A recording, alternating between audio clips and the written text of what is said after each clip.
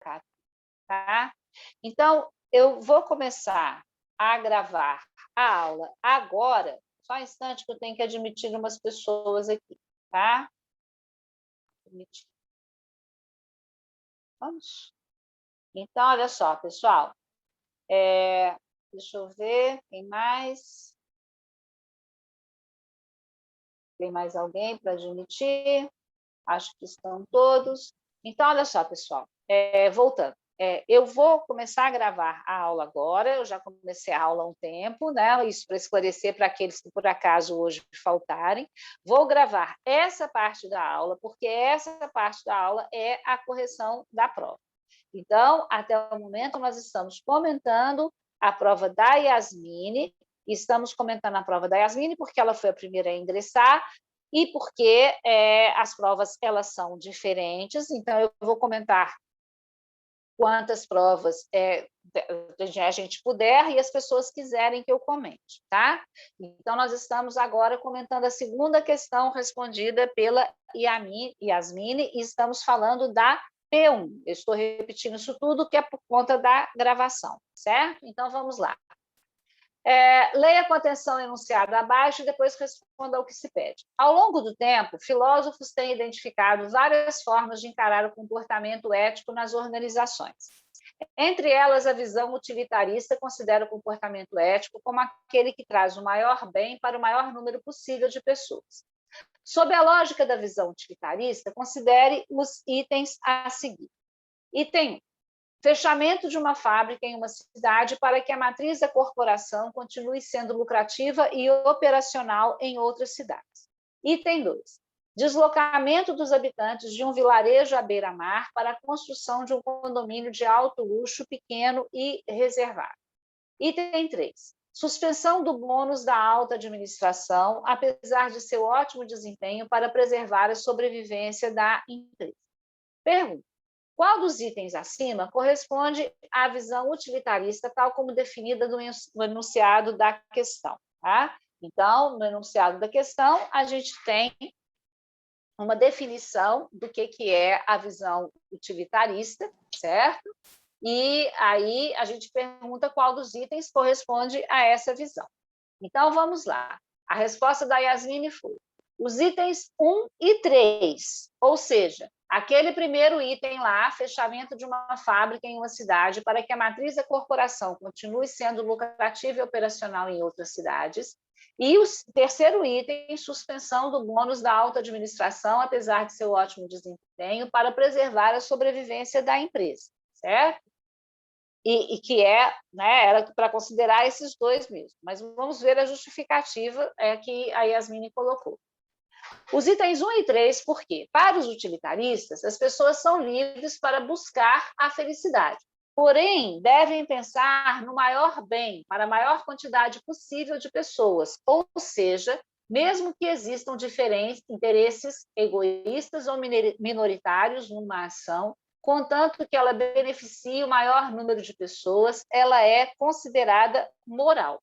No item 1, a mudança não seria favorável para os colaboradores daquela cidade que dependem do trabalho nessa fábrica para se sustentarem. Porém, sob o olhar utilitarista, que está pensando no bem geral, tanto da matriz quanto das outras cidades operacionais, essa atitude é uma atitude favorável para a maioria. Certíssimo. Certíssimo, porque da perspectiva utilitária, não estou dizendo que a atitude é a atitude que eu tomaria mais correta, não. Na perspectiva utilitária, o cálculo é esse. O que beneficia a maioria? Tanto que a principal crítica que se faz à perspectiva utilitária é exatamente esse, quer dizer, o direito, né, ou a vontade da maioria sempre prevalece, o que pode significar a opressão ou a impossibilidade da minoria de alcançar os seus interesses também. Tanto é que, quando nós estudamos a perspectiva utilitária, nós falamos de dois pensadores utilitaristas, falamos do Bentham e falamos do Stuart Mill, que se esforça, né, para tentar corrigir esse aspecto da perspectiva utilitária de privilegiar sempre a maioria. Mas, numa perspectiva utilitária, a primeira, né, que seria fechar a fábrica numa pequena localidade para preservar, né, a organização como um todo, então, beneficiando um maior número de empregados, seria a perspectiva mais adequada. Tá? No item 3, e aí ela justifica o item 3, a suspensão do bônus da alta administração é uma atitude voltada para o bem da maioria, pois favorece a maioria dos colaboradores daquela empresa, uma vez que os salários mais altos, que muitas vezes correspondem a mais da metade da soma dos salários dos colaboradores em cargos operacionais, correspondem a uma quantidade pequena de pessoas numa empresa. Sendo assim, o bem maior é fazer a empresa sobreviver. Também, mais uma vez, bastante certo. E por que a 2, né, seria errada nessa perspectiva? Deslocamento dos habitantes de um vilarejo à beira-mar para a construção de um condomínio de alto luxo pequeno e reservado. Por mais que, e teve gente que chegou a considerar isso nas respostas, mas eles estão se movendo pelo alto interesse. Mas vejam, a perspectiva utilitária, ela não se esgota no alto interesse. Ela considera o alto interesse como sendo uma motivação absolutamente aceitável. Mas a moralidade está não só, né, no alto interesse, está em, mesmo autointeressados, nós fazermos o cálculo das nossas ações para beneficiar o maior número, para trazer a maior felicidade para, né, a maioria, como nós dissemos aqui, certo? Então, um condomínio de alto luxo, pequeno e reservado, não traz a felicidade para o maior número. Tá? No caso aqui, né, com o deslocamento dos habitantes de um vilarejo à beira-mar, isso não vai trazer a maior felicidade para o maior número. Seria uma ação meramente egoísta. E nem numa perspectiva como a utilitária, ela seria considerada moral, porque ela foge a esse cálculo do maior bem para o maior número. Tá?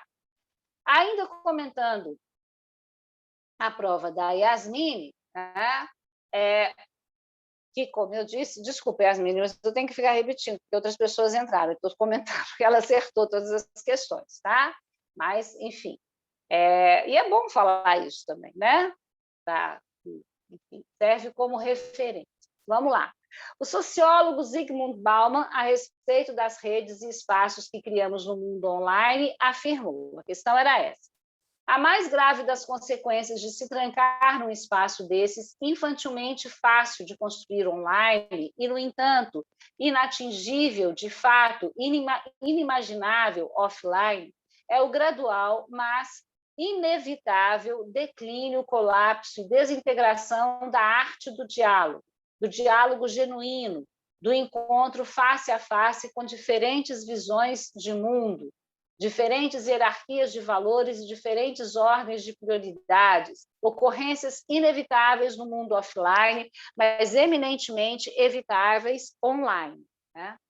A pergunta é: a considerar verdadeiras as observações do autor e o que foi estudado, podemos dizer que a situação destacada por ele compromete o espaço da política e a democracia? Justifique sua resposta. Deixa eu só admitir mais 2 pessoas aqui.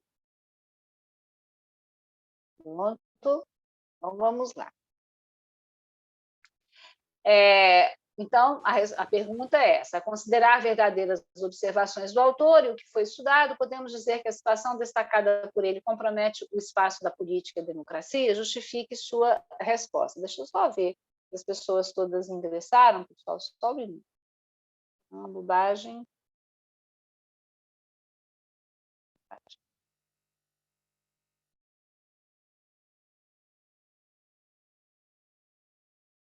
Só um instante.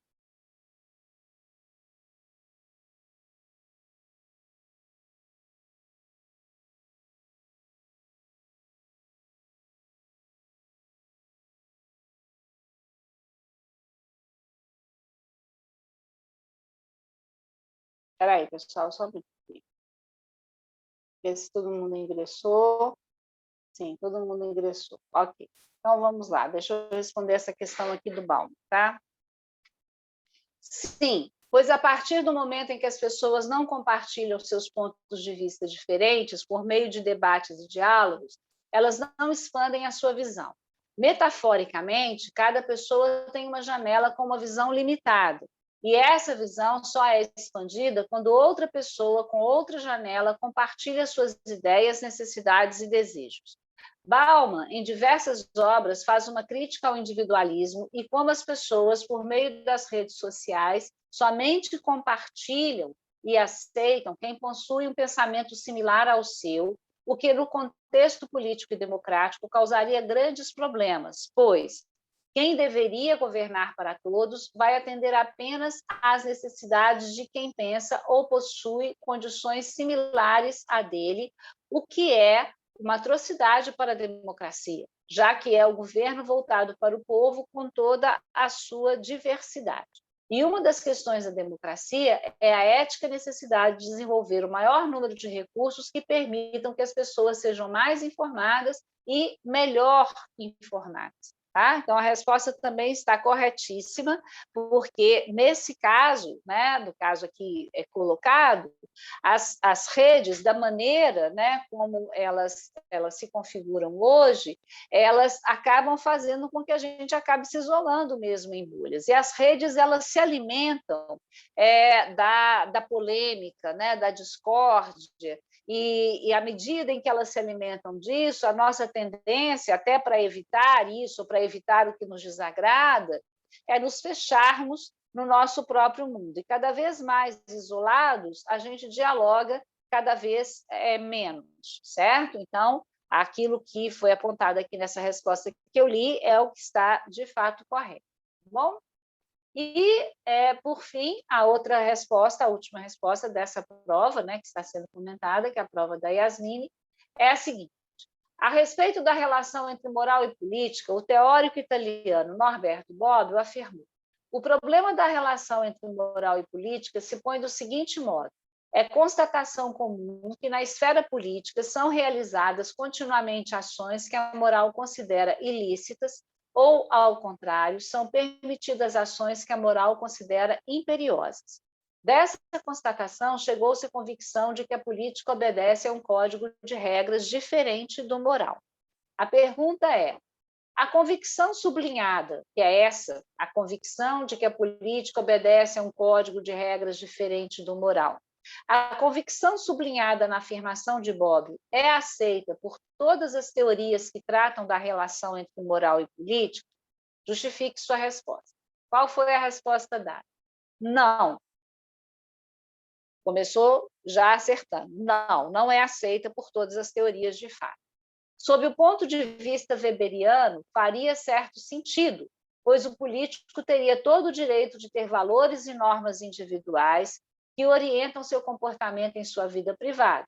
Porém, ele possui responsabilidades, normas e valores que conduzem sua decisão política devido à sua posição no governo.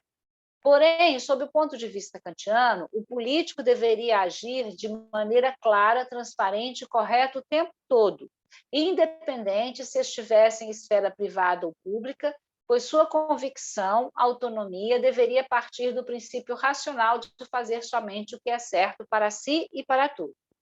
Pelo pensamento dualista, como para Maquiavel, por exemplo, que tem como premissa fazer a humanidade conseguir conviver em ordem, para que cada um progrida, tenha segurança, cuide da família, atinja o que se quer, aqueles que comandam devem se adequar e buscar soluções àquilo que é comum a todos, mesmo que isso vá contra os seus princípios pessoais. Exatamente isso. Ela contemplou na resposta as diferenças que a gente pode observar entre o dualismo real, o dualismo aparente, né? E também as outras duas, o monismo, né, rígido, e o monismo flexível. Tá? Então, a afirmação sublinhada no texto do enunciado da questão, ela não é aceita por todas as teorias que discutem a relação ética na política. E aí a gente explica por que ela não é aceita, né? Voltando aqui, como a Yasmine, na prova dela, demonstrou aos autores. Tá? Muito bem. E eu comentei essa prova, como eu disse, mas as provas elas não são todas iguais. Então, aqui tem questões que pode ser que não houvesse nas outras provas, né, dos alunos que aqui estão. Então, eu gostaria de saber se alguém gostaria que eu comentasse a sua prova, para ver o que errou, o que acertou, etc. Professora, Pois não. Elô, eu tenho Aham. uma questão que queria que a senhora visse da minha prova, porque eu acertei mesmo uma delas, Sim. e as outras, a senhora deu outras pontuações porque ficaram incompletas e tal. Aham. Aí, deixa eu ver, é a questão... Aí, deixa eu confirmar, professora, só um minutinho. Aqui, ó. Tá, né? Peraí, eu já estou abrindo a sua Abre minha prova aqui. prova e eu falo qual é a questão. Tá, deixa eu só ver aqui sua questão. Só um minutinho.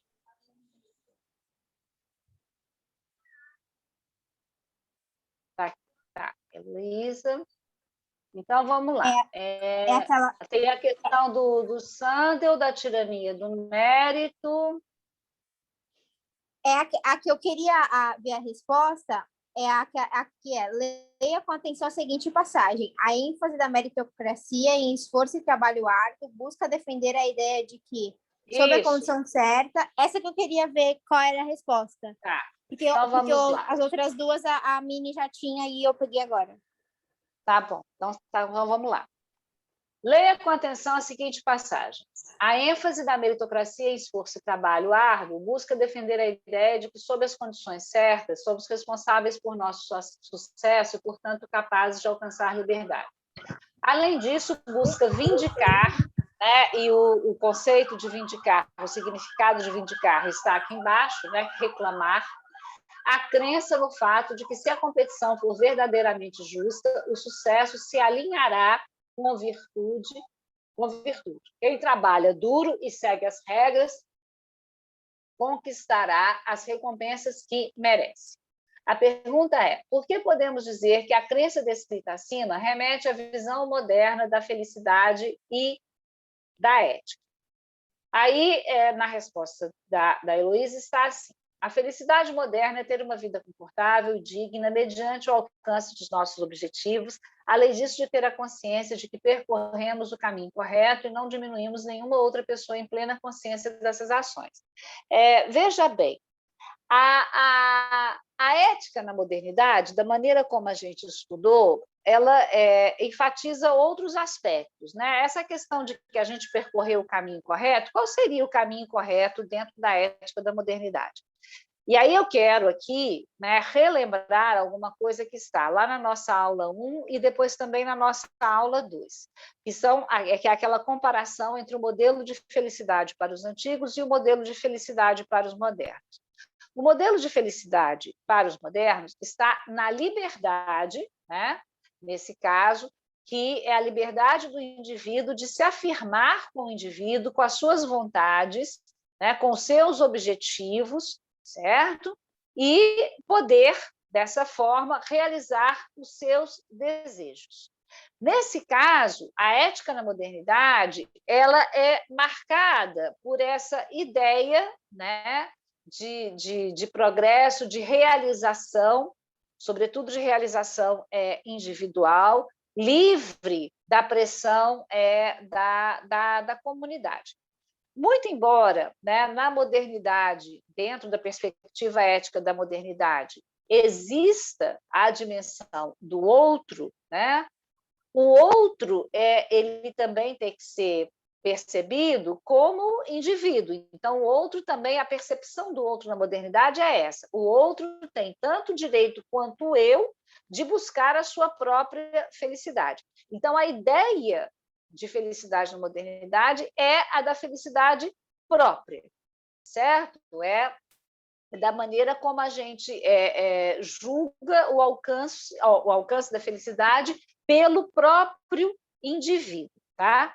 e que se relaciona, portanto, com essa questão da ênfase da meritocracia. Porque como é que a gente considera que a gente vai alcançar essa realização? Quando a gente se dedica, quando a gente se esforça, né, na busca dos nossos próprios objetivos. E, inclusive, com alguma coisa que tem lá, porque agora, se eu abrir, eu vou acabar saindo da prova. Eu vou tentar abrir aqui de uma outra maneira, talvez, não sei. Porque se eu for abrir, eu vou acabar saindo da prova da Heloísa.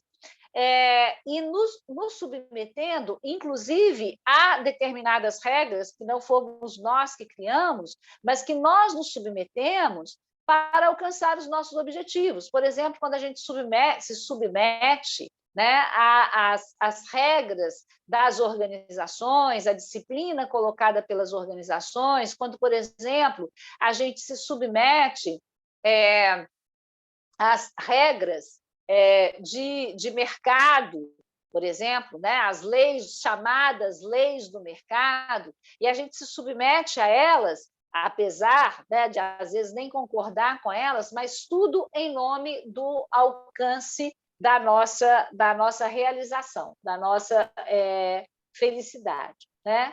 Então, olha só, aqui na sua resposta, Heloísa, na verdade, você não contemplou esse aspecto essencialmente individualista e que se relaciona muito, né, com a questão da meritocracia destacada no texto ali em cima.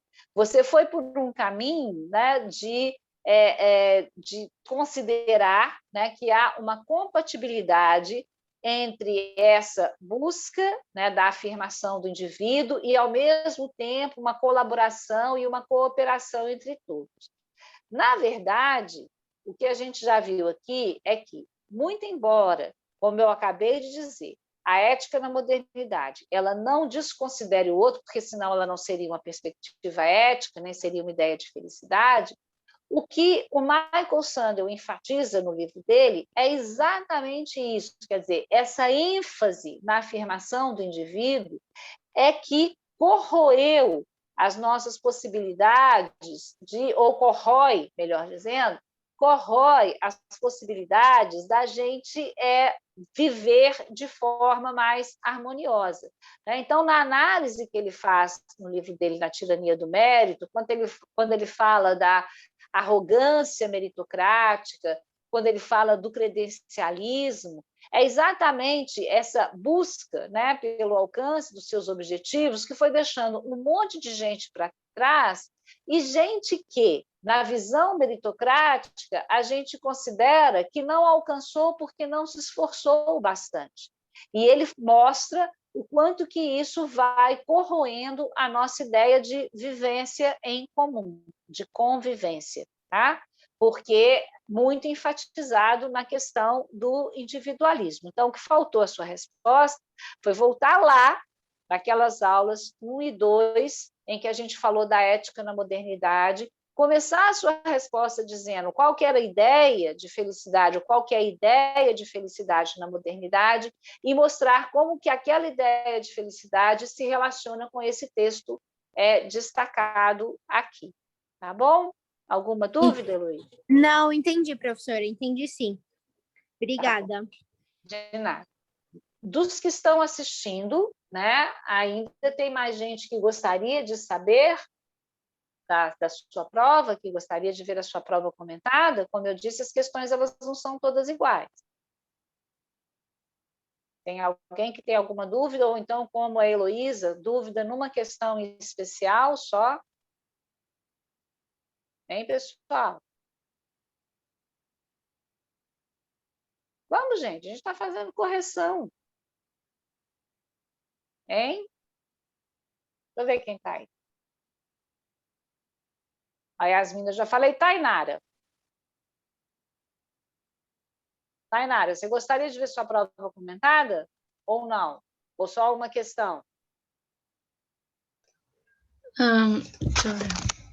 Então. Não sei, professora. Eu não fui mal na prova, né? Porque eu não fiz avaliações parciais, poderia ter tido uma nota melhor, mas eu considero que eu não fui mal, né?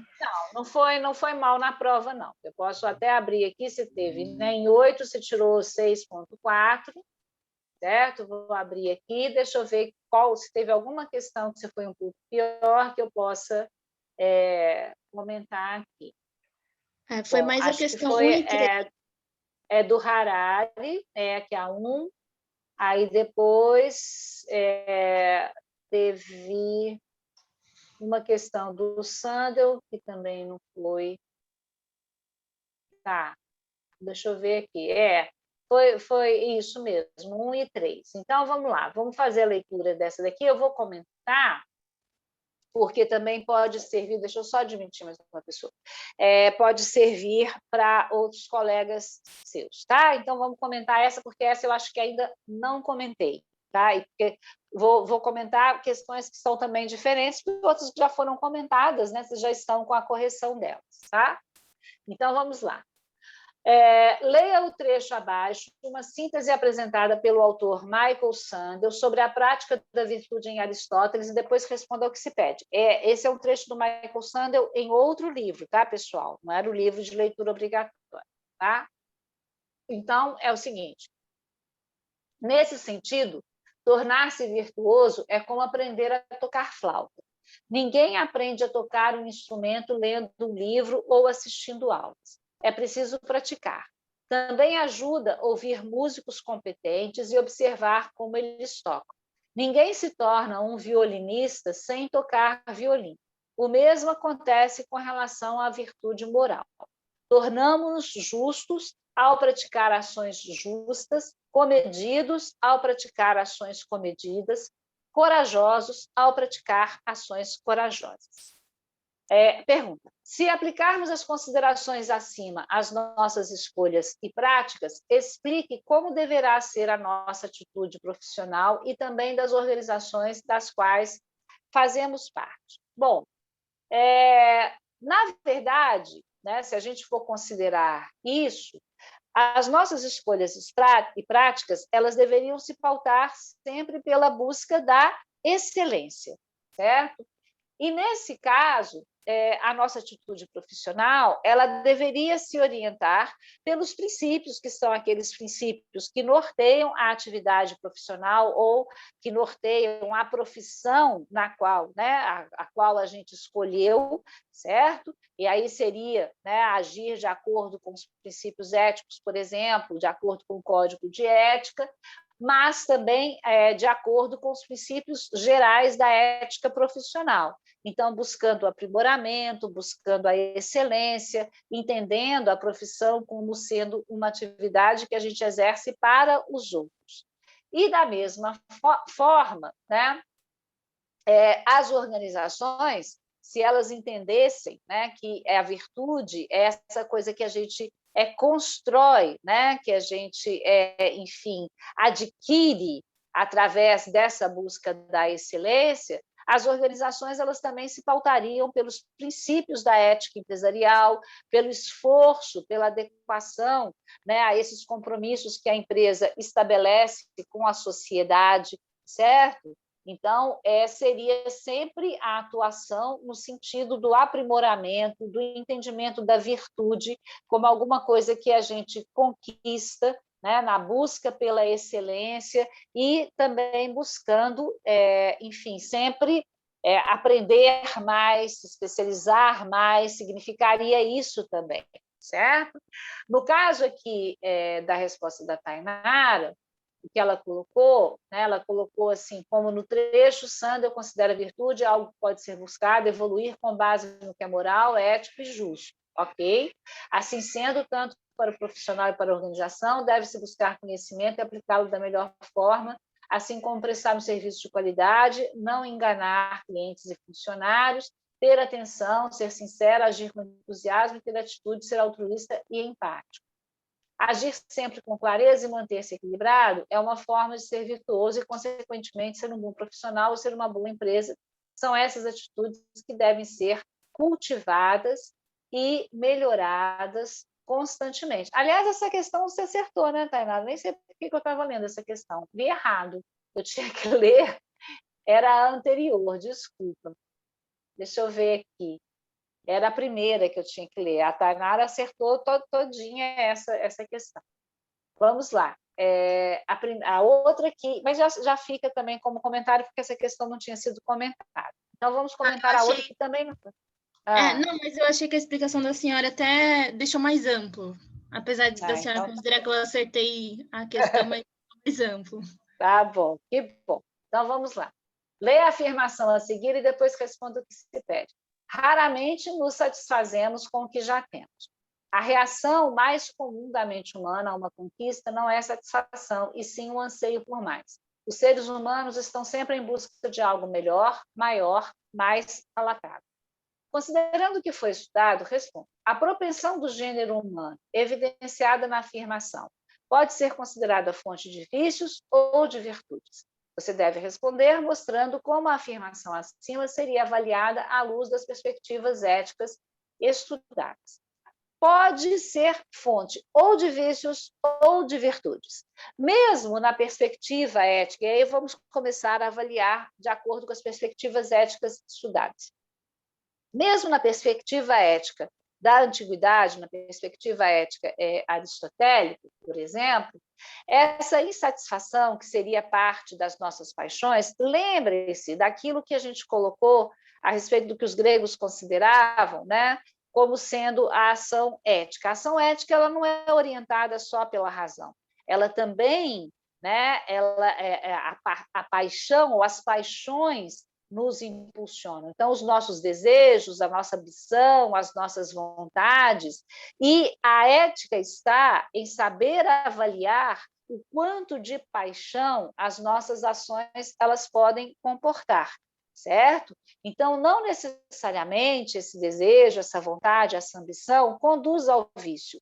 No caso de uma perspectiva, né, da antiguidade, da perspectiva aristotélica, depende, né, de eu saber educar as minhas vontades. E aí entra a razão, entra o nosso esforço na busca de nos tornarmos, né, mais virtuosos. O que define a virtude, dentro da perspectiva ética da antiguidade, é isso, esse esforço de saber moderar o quanto de paixão as nossas ações elas podem envolver ou não. Na perspectiva moderna, também pode ser considerada paixão, né? Pode ser considerada vício ou virtude. Vamos pegar, por exemplo, Adam Smith. Ele considera o egoísmo como sendo parte da nossa condição, da condição humana. E esse egoísmo, como ele mesmo coloca, ele é necessário até para a nossa própria sobrevivência. Só que, se a gente se deixar levar exclusivamente pela parcialidade moral, isso pode se transformar num vício. A gente pode acabar não só prejudicando os outros, como prejudicando a si mesmo, a nós mesmos, né? Nós podemos prejudicar a nós mesmos. De que maneira? Se eu me torno uma pessoa egoísta sem medida, no final das contas, o que eu vou ter é o desprezo dos outros. E isso, né, acaba se voltando contra mim, porque uma outra coisa que nos alimenta, de acordo com a perspectiva do Adam Smith, de acordo com a nossa condição, é a vaidade. À medida em que eu for desprezada pelos outros, né, isso vai me tornar também mais infeliz, certo? Então, assim, tanto na perspectiva antiga quanto na perspectiva moderna ou dos modernos, podem ser vícios ou virtudes, vai depender sempre da maneira, né, como o indivíduo ele tempera as suas ações ou como ele, enfim, pauta as suas ações, tentando equilibrar ou calcular numa perspectiva utilitarista ou até mesmo avaliar dentro de uma perspectiva mais de ética da convicção, de acordo com os valores mais kantiana, né, avaliar os valores que de fato devem ser seguidos, tá? No caso de Kant, por exemplo, o que ele vai colocar aqui, né, permanecer insatisfeito o tempo todo, orientado por desejos, é uma forma de escravidão, né? E que alguém assim jamais seria uma pessoa feliz, né? Porque a felicidade está exatamente você se libertar e agir com autonomia e agir de acordo com a razão, tá? Aí aqui, só na resposta da Tainara, para dizer, né, o que ficou faltando, a busca pelo melhor, mesmo após conquistar algo que foi tão sonhado e desejado, pode ser considerada uma virtude ou fonte dela. Virtudes são adquiridas ao longo da vida, já que não nascemos com ela, nascemos com certas características, mas transformar em excelência depende do nosso esforço, dedicação e disciplina. Até aqui, ok. A virtude é determinada de acordo com a maneira em que reagimos às nossas paixões, sendo as paixões componentes das reações humanas. Dessa forma, conquistar algo e buscar novamente por algo maior e melhor, não sendo de forma a prejudicar o outro, mas sim uma evolução individual, orientada para algo bom e correto, pode ser considerada uma fonte de virtude. O que ficou faltando um pouco aqui, né, foi trabalhar exatamente como que as perspectivas éticas, porque a pergunta pedia isso, como que as perspectivas éticas encaram isso. Então, falar como que na antiguidade seria encarado, como que na modernidade seria encarado, e com essa diferença, por exemplo, que eu citei de Kant. Então, foi isso que ficou faltando nessa resposta aqui da Tainara, tá? Aí tem uma outra questão, Tainara, que eu vou comentar, né, que ainda não foi comentada. Deixa eu só ver aqui. Essa também não foi comentada, e nessa também você não acertou integralmente. Então, eu vou comentar, porque às vezes isso pode orientar. Só fazer uma pergunta para vocês. Estão todos com as provas abertas? Aqueles que ainda não tiveram a prova comentada, conseguem abrir a prova para ver o que responderam, para ver se algumas das respostas que eu estou dando já servem a vocês? Hein, pessoal? Hein? Responde aí, gente. Estão? Vamos lá. Heloísa já comentei, Yasmin já comentei, Tainara, eu estou comentando. Caio, você está com a sua prova aberta aí? Caio? Victor Alvarez. Está com a sua prova aberta?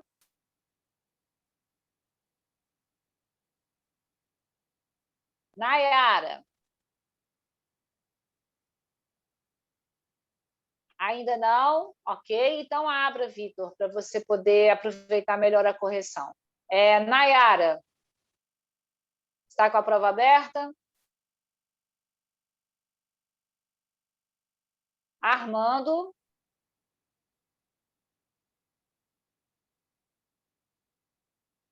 Professor, ainda não abri não a prova. Estava tentando Então, abrir aqui. Então tá, vê se você consegue. Ana Emília?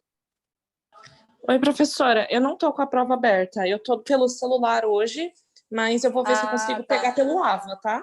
Então tá, deixa eu só falar. Então, como está ficando gravado, depois que tiver alguma questão da sua prova, ou se você quiser, eu posso comentar a sua prova também, sem problema. Só estou perguntando porque, às vezes, algumas questões que eu já estou comentando já servem a outros que estiverem com a prova aberta.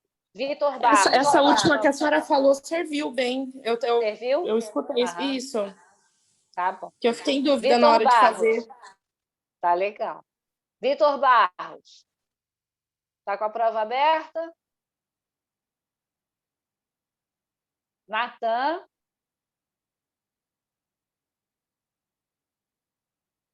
Natan? Wesley? Professor, eu abri a minha aqui, se quiser comentar da minha prova aí. Quem? Natan, que está falando? O Armando. Ah, tá. Armando, então vou fazer o seguinte, eu vou comentar essa questão, porque às vezes ela está na sua prova também, tá? Que é a questão que está na prova da Tainara, e depois eu vou abrir a sua. E os demais que quiserem depois vão se manifestando e a gente faz isso, tá? A gente vai fazendo uma rodada, porque às vezes algumas questões que eu comentei já servem a sua, tá? Então vamos lá. Mas se tiver também alguma dúvida, porque perdeu, porque não ouviu na hora que eu comentei, tudo bem, eu volto, não tem problema, tá? Vamos lá. Então, a da Tainara aí. A questão é a seguinte: leia o texto abaixo e depois responda ao que se pede.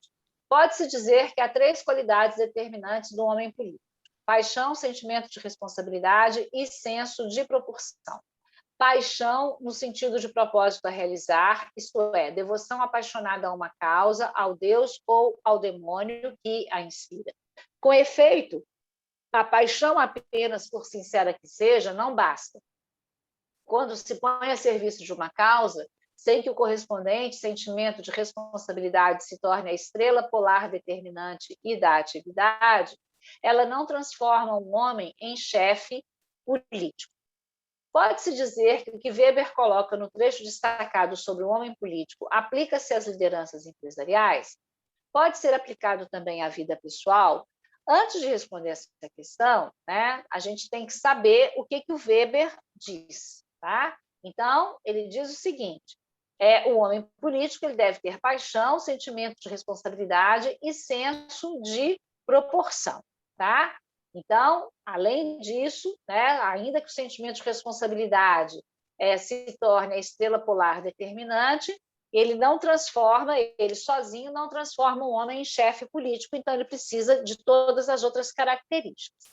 Bom, aí a resposta, né, a essa questão, eu vou dar a resposta, depois comentar a resposta da Tainara, é a seguinte: sim, se aplica também às lideranças empresariais, porque Weber está falando basicamente daquilo que ele considera que são os dois sistemas normativos, né, os dois sistemas éticos, ou os dois parâmetros éticos, que podem nos orientar nas nossas decisões: a ética da responsabilidade e a ética da convicção.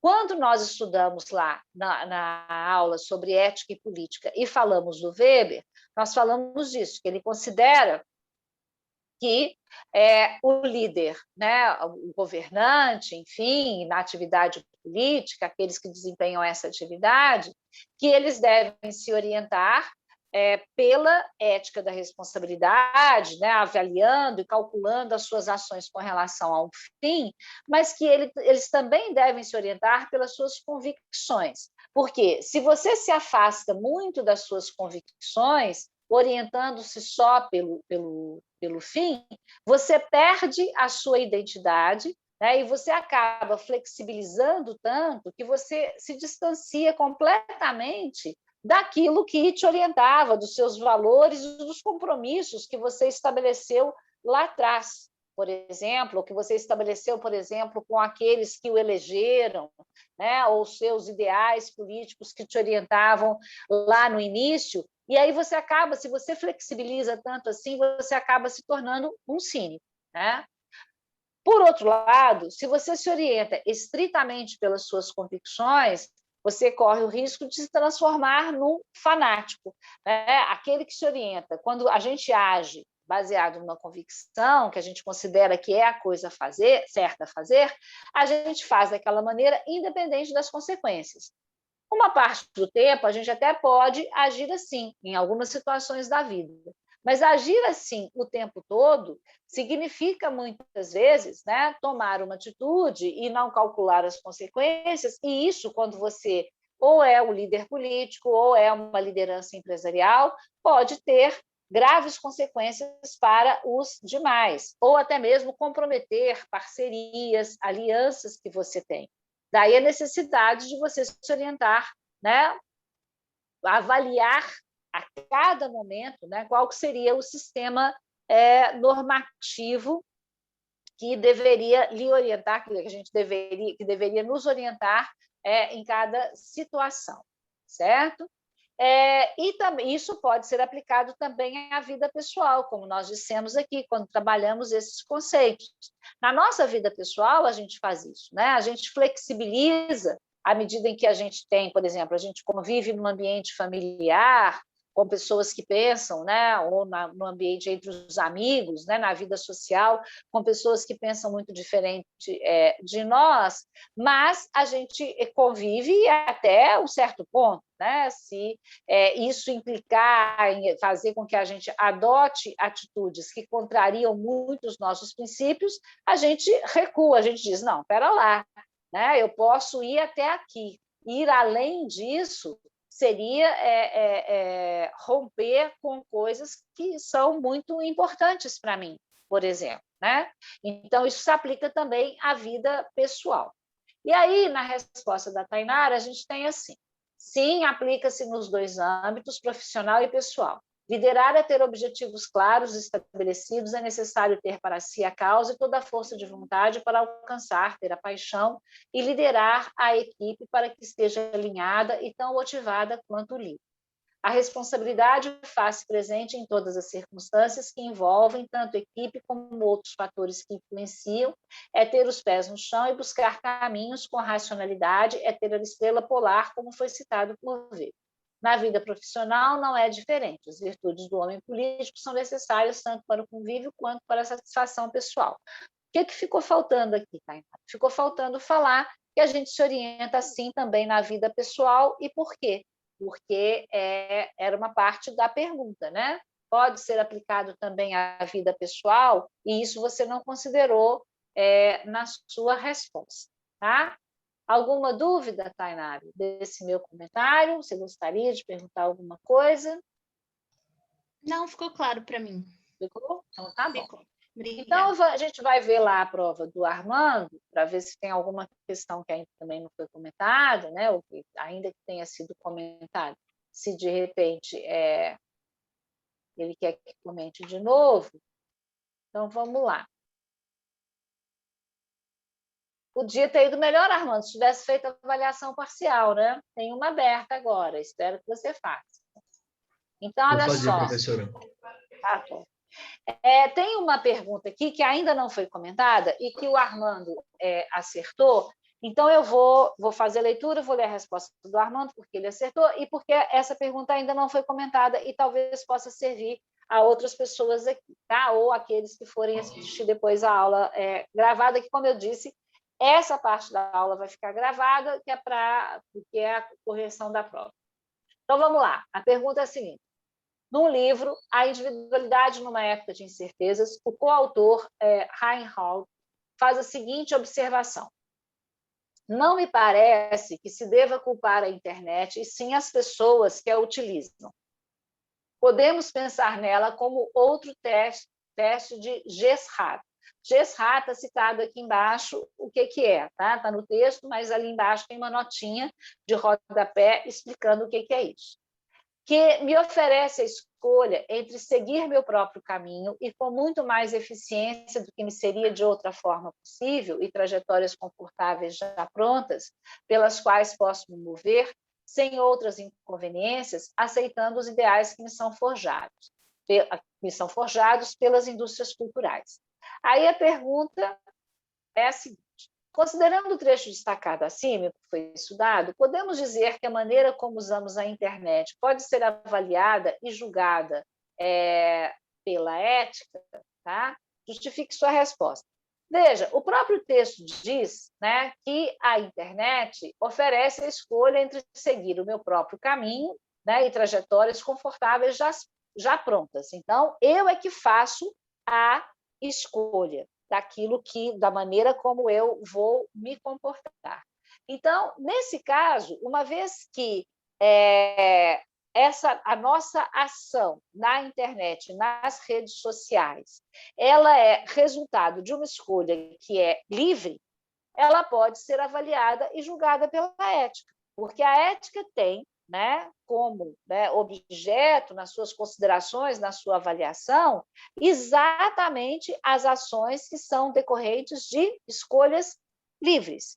E a gente age livremente, né, nas redes sociais. As pessoas podem até dizer, mas nós somos induzidos. Somos induzidos se nós não pararmos para refletir, porque a gente pode parar para refletir. Né? A gente se deixa, às vezes, levar pelo calor da hora, porque a gente não faz essa reflexão. Mas, à medida em que a gente percebe, né, que a gente pode agir com autonomia, a gente vai saber regular mais as nossas paixões. Então, nesse caso, sim, porque é um ambiente em que você é livre para escolher a maneira como vai agir. E o Armando respondeu da seguinte maneira e acertou a resposta. A maneira como ele respondeu foi a seguinte, eu vou ler porque pode servir a outros, né? A seguinte. Sim, na internet estamos sempre conectados com outras pessoas. Embora todos nós temos individualmente nossa consciência moral, apenas em grupo ou sociedade, que podemos ser éticos ou não éticos.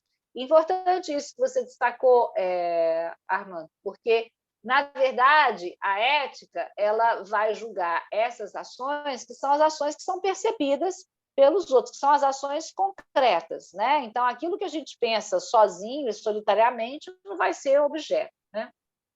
Hoje, a internet é um dos melhores veículos de informação. Existem muitas pessoas que postam na internet conteúdos ou assuntos concretos, estudados e analisados, com o objetivo de informar o consumidor desse conteúdo, ensinar ou até mesmo mudar a sua forma de pensar.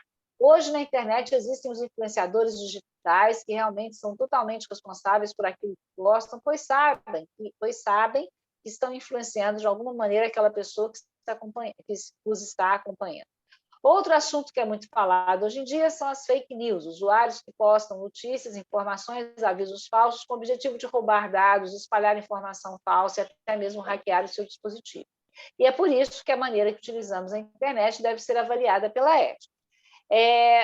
Eu considerei, né, certa resposta, mas eu ainda seria talvez interessante acrescentar aqui, né, que todas essas ações descritas, né, pelo Armando aqui, elas são resultado de uma livre escolha do sujeito, tá? E por isso mesmo é que deve ser julgada pela ética, tá bom?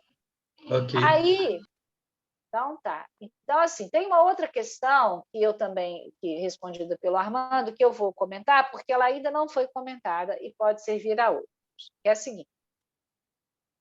A respeito do sentido do mérito em Aristóteles, escreveu Sandel. Aristóteles rejeitou o rei filósofo de Platão, mas também argumentou que os meritórios deveriam ter a maior influência em questões públicas. Para ele, mérito relevante para governar não era riqueza nem nobreza nata, mas excelência em virtude cívica e frônese, que, né, ele explica, sabedoria pragmática para fazer uma boa reflexão sobre o bem comum. Explique o modelo de felicidade por trás das ideias destacadas por Sandel em Aristóteles. Muito bem. Vejam bem, nesse caso aqui, antes de ler a resposta do Armando, que aqui nessa questão ele atingiu 80%, teve 80% de acerto.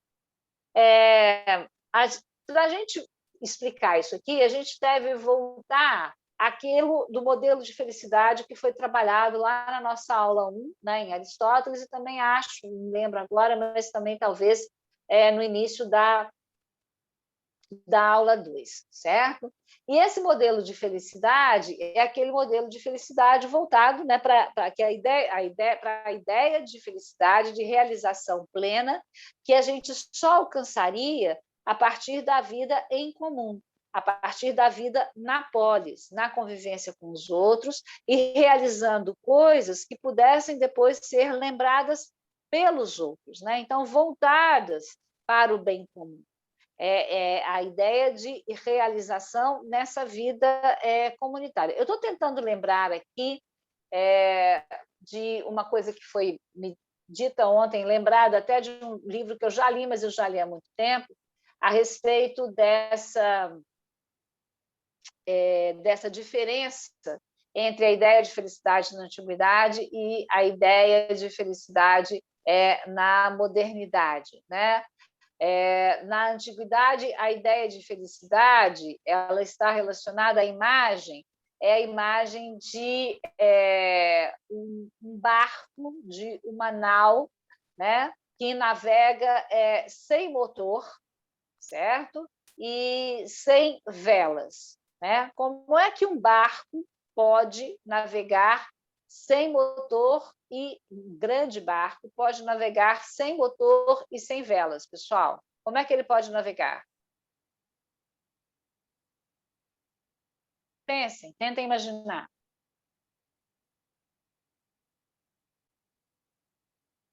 É um grande barco. Como é que a gente faz para ele navegar sem motor e sem vela? No braço. No braço, mas é no braço de um? Se ele é um grande barco? Ah, não, tem que ser muita gente. Exatamente. Então, a imagem é a imagem de uma galé, né? Pensem numa galé romana, quem não sabe o que é, depois dá uma olhada no Google, né? Mas que as galés, na verdade, eram ali, as pessoas eram, enfim, praticamente escravizadas, eram homens condenados e que eram condenados a ficar ali remando, enfim, dando um determinado ritmo que era ditado pelo sujeito lá na frente. Mas a ideia, é só um exemplo para mostrar que a ideia de felicidade na antiguidade não é você ser escravizado na galé, mas é você o esforço da comunidade que vai conduzir, né, à plena felicidade. Fazer parte desse esforço é que traria felicidade para nós. Esse é o modelo, tá? Então, o modelo de felicidade que é esse da realização pelo bem comum, certo? E aqui na resposta do Armando, a gente tem assim, o modelo de felicidade por trás das ideias está focado no bem comum. Para governar, né, de acordo com esse modelo, é porque eu estou lendo não da maneira exatamente como está redigido, tá? Eu estou lendo de maneira que todo mundo possa compreender melhor. Dessa maneira, para governar, não dependia da condição financeira ou da hierarquia que já havia alcançado, mas sim conhecimento sobre a civilização e sabedoria prática.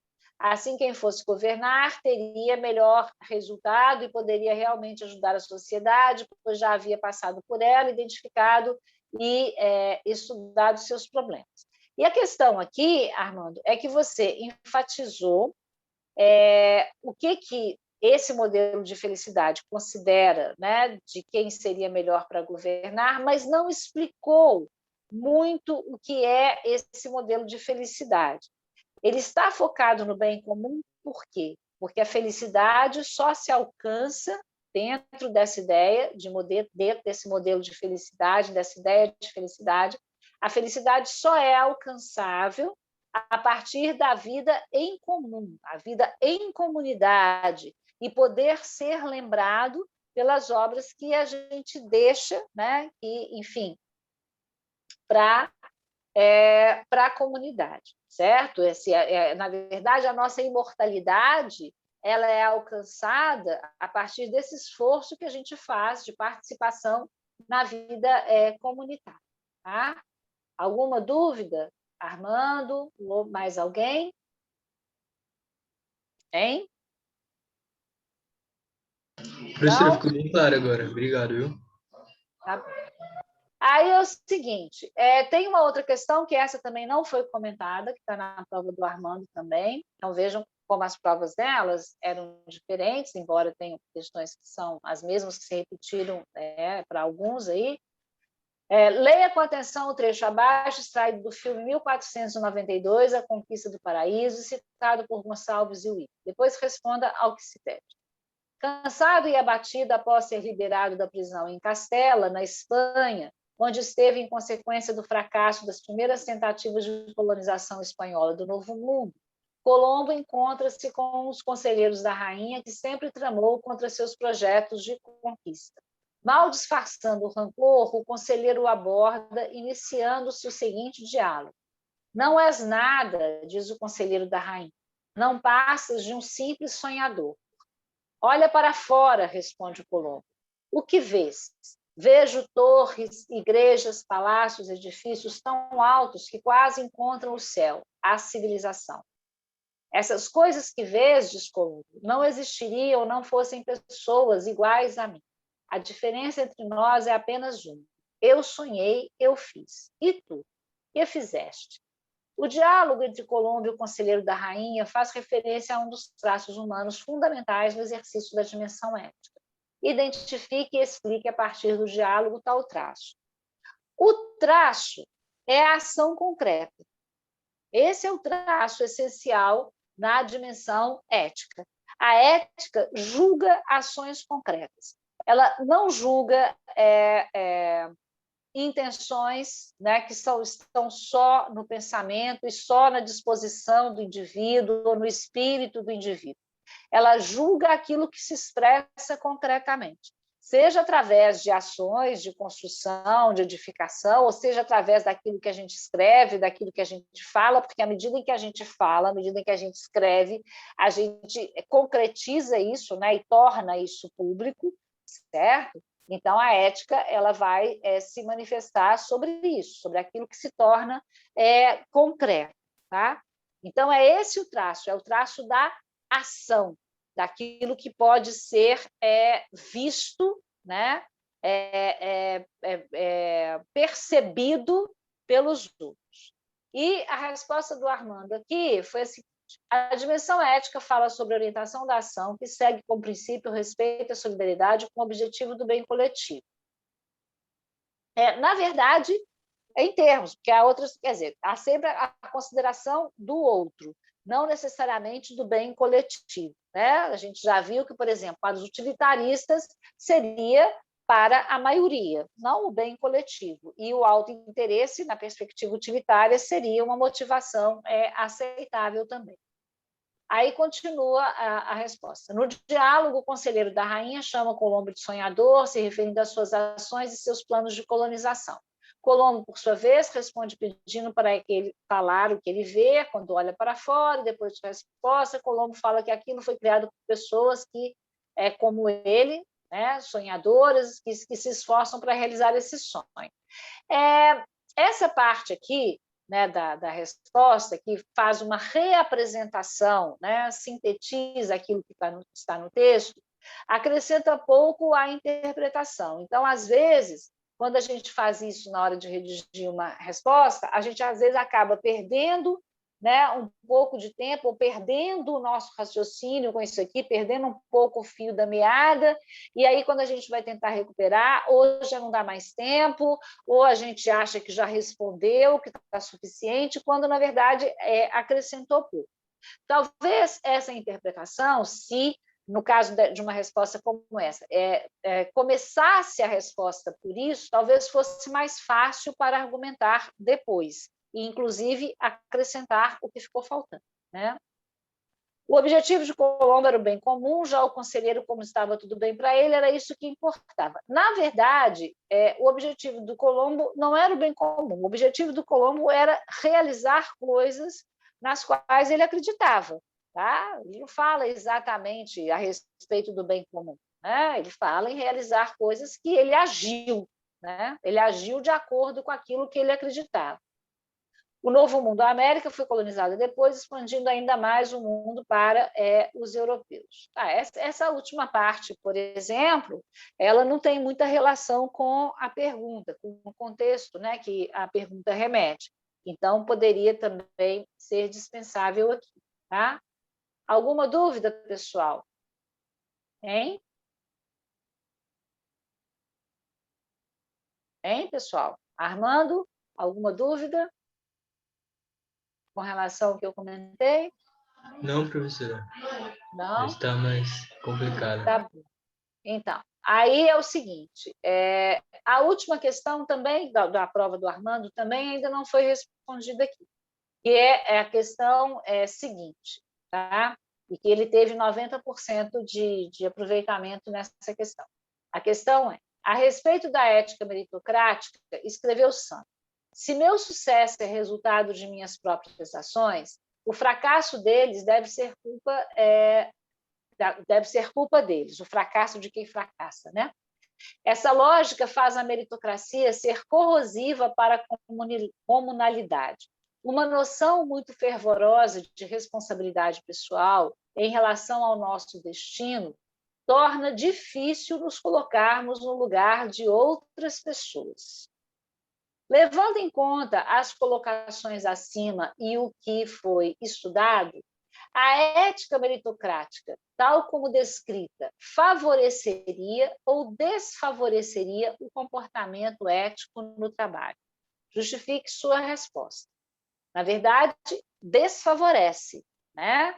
Porque a gente perde qualquer sentido de identificação com o outro, né? Ou com as outras pessoas que são membros da organização.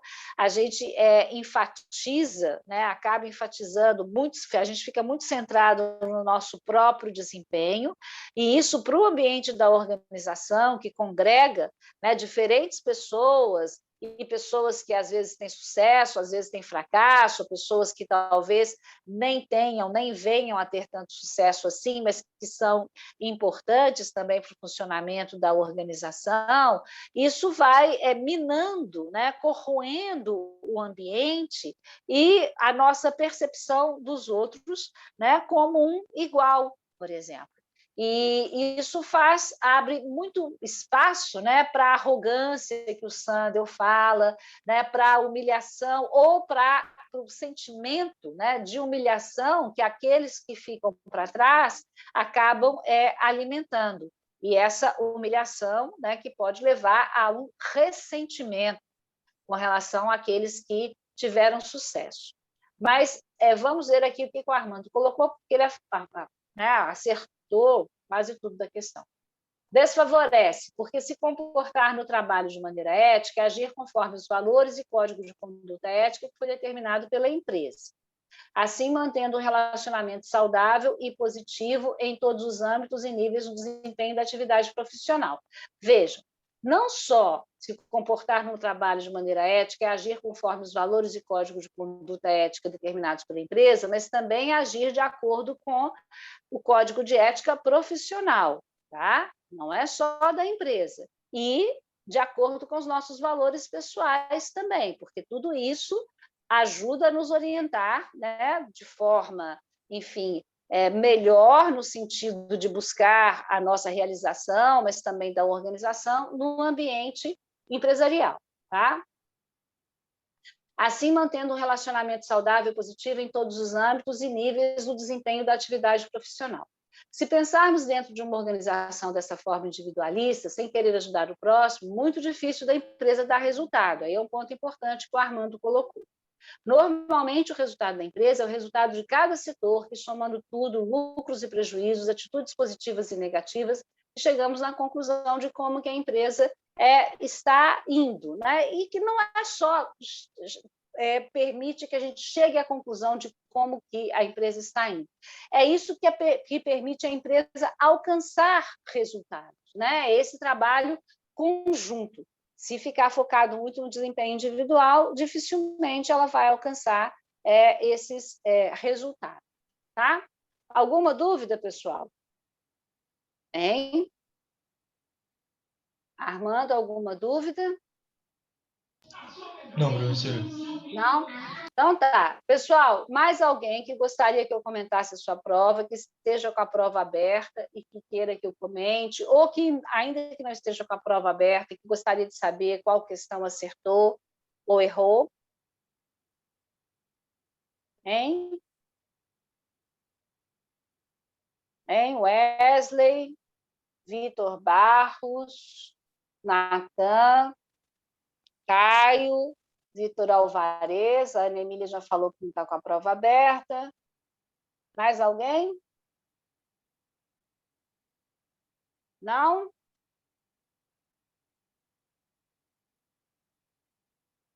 Muito bem. Como eu disse, né, está sendo gravada essa parte da aula, eu vou deixar gravando essa primeira parte, depois na segunda aula a gente nem precisa gravar, para também não ficar um arquivo muito grande. E aí, se alguém se lembrar de mais alguma coisa que esteja com a prova aberta e queira saber, né, mais sobre isso, o seguinte, eu vou abrir aqui a aula 6, porque eu não tenho certeza se a gente já encerrou essa aula ou não, né, porque nós tivemos a prova, tivemos um feriado também, então tem muito tempo que eu não volto aqui às nossas aulas, né? A gente já falou do modelo, já falamos do neoliberalismo, falamos do Sandel, do mercado e da moral, tá? Nós chegamos a fazer, pessoal, a gente falou daquela questão da matrícula do filho, ok? Falamos dos valores de mercado. Nós chegamos a fazer, eu vou pedir para aqueles que puderem, que, né, estejam com condições de fazer isso, para abrirem, por favor, a aula 6 e darem uma olhada aí no slide 12, para ver se a gente chegou a fazer essa questão, que é a questão das mulheres viciadas em drogas, Chegamos a fazer ou não? Alguém se lembra? Eu acho que não, professora. Não? Então tá. Então a gente vai começar por aí. A gente não tem, né, muito tempo até o fim desse primeiro bloco, mas eu vou começar por aí, tentando recuperar algumas coisas que foram ditas nessa aula 6 para orientar aqui como é que a gente vai responder essa questão. Então, vejam bem, nessa aula 6, nós trabalhamos a questão das mudanças políticas, sociais e econômicas ocorridas nas últimas décadas do século XX, né, e nessas primeiras do século XXI, que levaram a um comportamento mais individualista, que levaram a essa tirania do mérito, né, que foi destacada aí nessas questões da prova, que a gente acabou de ver, destacado no livro do Sandel, que cai na P2 também, quero lembrar, né, na sub no exame também, e que resultado desse processo, que é o processo do avanço do neoliberalismo e dessas ideias, né, desses princípios em torno da meritocracia, do desempenho individual e etc. Bom, e aí nós falamos aqui dos dilemas éticos, né, que são introduzidos também na modernidade, e por que o Sandel, né, no seu livro, que é um outro livro dele, O que o dinheiro não compra, considera que são questões que a gente deveria refletir. Então, nós falamos aqui da questão da barriga de aluguel indiana, né? Expliquei para vocês de como que é esse processo, alguns de vocês devem se lembrar, na Índia, de por que a gente pode considerar que essa é uma questão ética importante. Aí nós falamos da vulnerabilidade dessas mulheres que topam, né, alugar a barriga, no caso da barriga de aluguel indiana, que topam alugar a barriga em razão da sua pobreza, da sua vulnerabilidade e tal, e que isso leva, né, como eu expliquei, cheguei a explicar para vocês, leva a um comércio. Só que isso tem um custo grande em termos, né, de saúde física, às vezes até emocional, para essas mulheres também, né? E que, no entanto, as pessoas não param para pensar muito nisso. Muito bem. E aí, finalizando essa parte da aula, a gente tem esse trecho aqui, que é o seguinte, que é uma situação exposta pelo próprio Sandel, no livro dele, nesse livro que eu mencionei, para a gente tecer algumas considerações. Então, a situação é a seguinte. Em 1997, foi criada, eu estou no slide 12 da aula 6, foi criada no estado da Carolina do Norte, nos Estados Unidos, uma organização caritativa chamada Project Prevention. Essa organização oferece dinheiro, $300, às mulheres viciadas em drogas para que elas se esterilizem. A organização acredita que, dessa forma, será possível diminuir o problema das crianças, filhas de dependentes, que já nascem viciadas, e ou evitar que mais crianças, filhas dessas mesmas pessoas, venham a sofrer abusos ou sejam abandonadas. Algumas objeções de caráter moral, tal como relata Sandel em seu livro, Que o Dinheiro Não Compra, são feitas ao projeto. Uma delas considera que este acordo dinheiro por esterilização é coercitivo. No caso dessa objeção, entende-se que a mulher viciada, ao aceitar ser esterilizada em troca de dinheiro, ela não está agindo livremente. Isso porque considera-se a dependência química e ou a situação de pobreza fazem com que a escolha dessa mulher não seja, de fato, livre. A partir do que foi estudado, explique por que a objeção moral mencionada deve ser considerada, ou seja, quais os princípios e teorias dentre os estudados que fornecem fundamentos para tal objeção. Identifique-os e explique-os. Então, tá, pessoal, essa objeção, considera-se que a dependência química e a situação de pobreza fazem com que a escolha dessa mulher não seja de fato livre, portanto, essa ação, oferecer dinheiro pela esterilização, não seria moral. Qual das perspectivas ou quais das perspectivas ofereceria argumentos, né, que fundamentassem mais essa objeção? E eu tenho a impressão de que a gente já fez essa questão, mas vamos lá. Qual seria?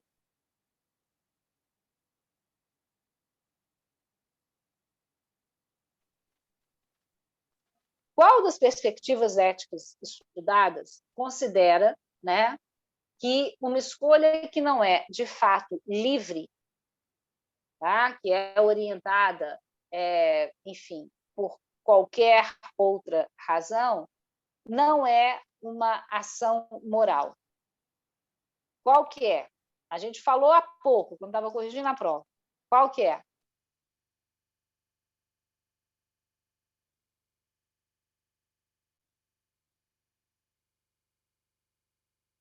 Hein, pessoal?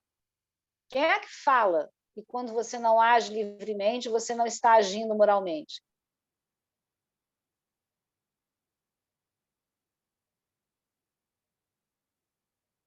Ou que quando você não age autonomamente, você não está agindo moralmente? Quem que fala? Kant. Kant, Yasmine, obrigado. Então, olha só, Kant é quem fala isso, né? Então, se a gente for responder nessa questão, a gente vai encontrar os argumentos para fundamentar melhor essa objeção em Kant. É Kant que vai dizer, uma escolha que não é livre, quer dizer, quando o sujeito escolhe orientado por um vício, orientado por uma dependência, certo?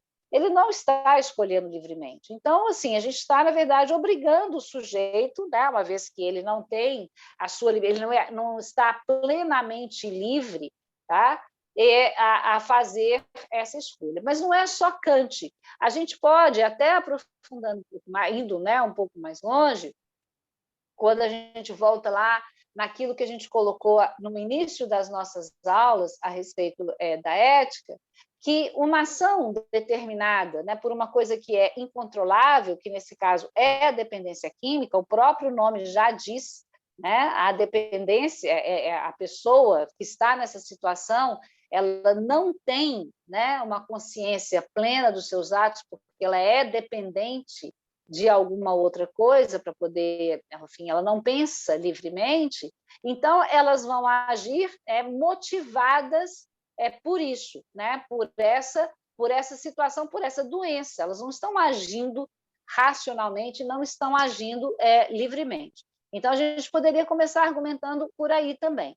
Mas, principalmente, Kant, né, no sentido de que uma escolha que não é autônoma, que é ditada por um desejo incontrolável, por uma vontade incontrolável, e que, nesse caso, é determinada fisicamente, em razão da dependência dessas pessoas, e então de que não seria moral, né, submeter essas mulheres a essa escolha, porque, na verdade, não seria uma escolha, né? Elas aceitariam o dinheiro, né, para financiar essa dependência, para financiar essa vontade, porque elas não têm, nesse momento, elas não têm consciência suficiente para poder proceder a algum tipo de escolha, ainda mais uma escolha dessa natureza, né, com essas implicações. Alguma dúvida, pessoal, com relação a isso que eu coloquei aqui? Hein? Hein, pessoal? Não? Então, tá. Ó, nós temos aí as nossas referências, né, já citadas, a questão, né, da Dama de Ferro, que é um filme sobre a Margaret Thatcher, sobre o neoliberalismo. Para aqueles que assistem série, eu não coloquei aqui, esqueci de colocar, mas, enfim, para aqueles que têm o costume de assistir série no Netflix, tem uma série ótima, The Crown, né, que é a coroa, que é a história, enfim, da rainha e da monarquia inglesa, mas a partir, né, da Elizabeth II, que é a rainha da Inglaterra. E na última temporada de The Crown, enfim, os primeiros episódios são todos sobre o período em que a Margaret Thatcher esteve à frente do governo inglês como primeira-ministra. Então, ali, para aqueles que assistem série, gostam de série, nesses episódios vocês vão encontrar também muitas referências ao neoliberalismo que foi citado aqui nessa aula, tá? E temos as outras referências também da biblioteca virtual, do TED Talk, né? Que, enfim, tem o Michael Sandel, que eu até já tinha citado antes para vocês. E aí é o seguinte, eu vou começar o nosso intervalo um pouquinho mais cedo, porque a gente vai começar agora a nossa aula 7. E a aula 7, ela não está no AVA, porque eu acabei mandando o material para o pessoal do AVA, agora no final, o pessoal do EAD, desculpem, o pessoal do EAD, agora no final da tarde, mas está disponível no portal. Então, eu vou pedir a vocês que agora, durante o intervalo, aqueles que tiverem essa possibilidade, que estiverem com acesso ao portal, que, por favor, abram a aula 7, que está lá no portal, para que a gente possa, enfim, começar por ela daqui a pouquinho, depois do intervalo.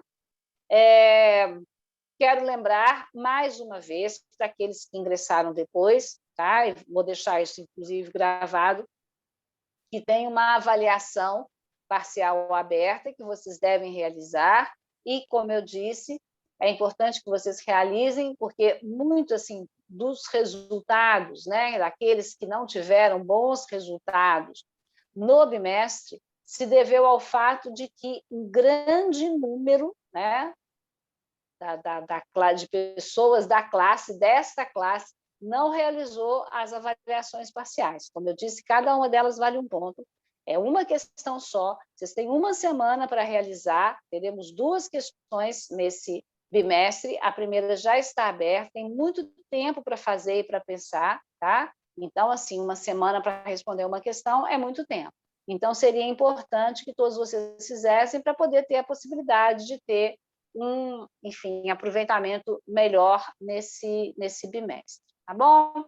Pessoal, então, 15 minutos de intervalo e daqui a pouquinho a gente volta. E vamos ver se voltamos no horário, né? Porque eu fiquei aqui horas chamando todo mundo para aparecer na aula. Tá? Ah, espera aí, rapidinho, muito importante, já ia esquecendo.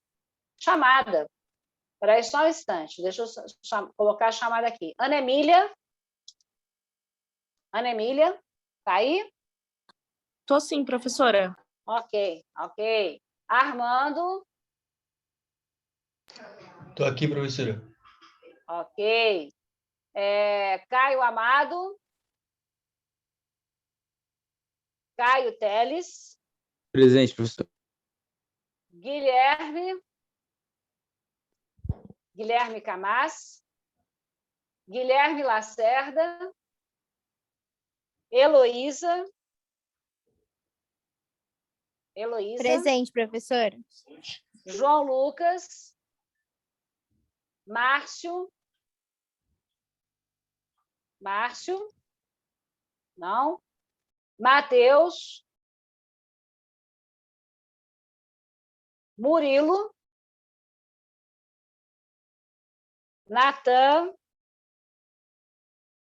Presente, professora. Ok.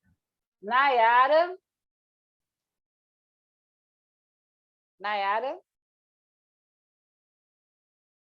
Nayara, acabei de te admitir aqui.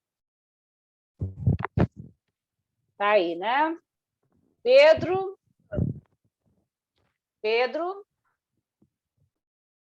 Tainara? Presente, professora. Victor Alvarez?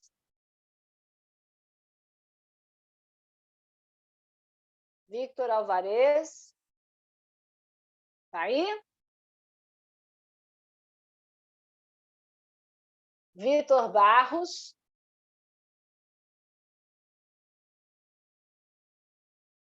Wesley? Ah, tá aqui. Ok, Wesley, achei, eu já vi sua mensagem. Vitor Alvarez, se estiver, por favor, mande mensagem. E Yasmine? Presente, professora. Ok. Então tá, pessoal, 15 minutos de intervalo e daqui a pouquinho a gente volta então, tá bom? Até já.